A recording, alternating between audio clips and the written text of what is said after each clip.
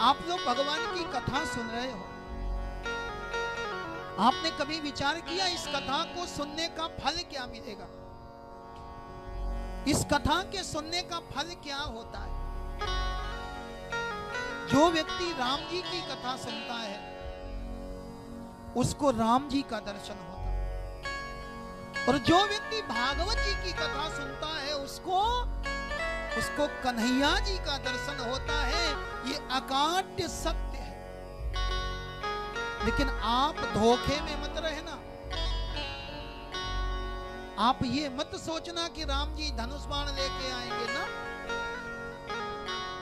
ये भी मत सोचना कि कन्हैया जी बंसी बजाते आएंगे। भक्तमाल में कथा आती है, एक वैश्य परिवार था। वैश्य परिवार में एक सेठ जी और सेठानी दोनों रहते थे, दोनों संत सेवी, ब्राह्मण सेवी। सेठानी अपने हाथ से भोजन बनाती थी, सेठ जी संतों को लाकर के भोजन कराते थे। इनके कोई संतान नहीं थी, लेकिन कभी भगवान से शिकायत नहीं करी। नित्य प्रति संतों को भोजन कराती है। धीरे धीरे धीरे समय बीता, सेठानी की वृद्धावस्था आई।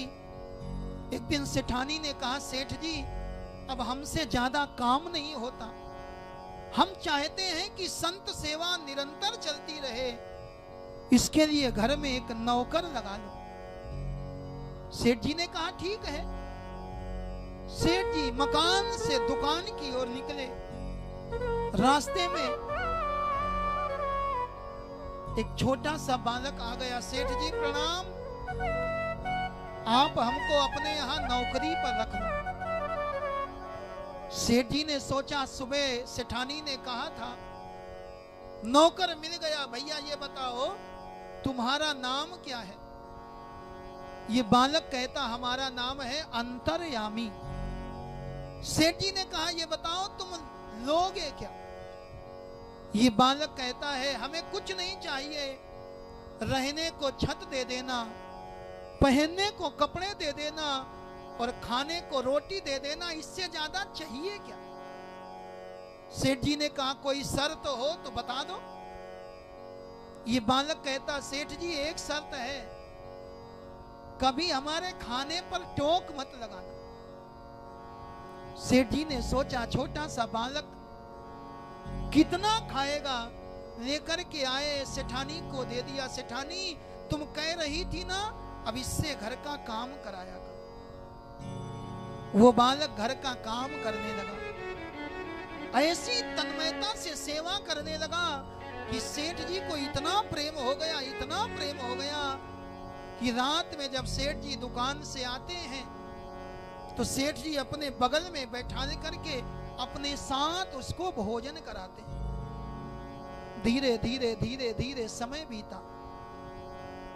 एक दिन सेठानी पड़ोस में गई।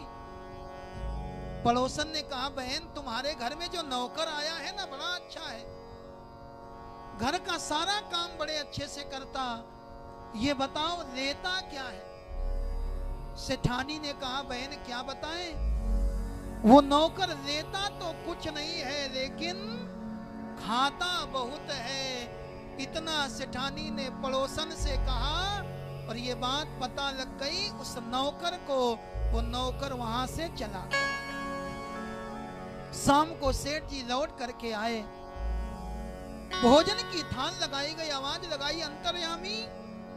एक बार, दो बार, तीन बार पुकारा, नौकर नहीं आया।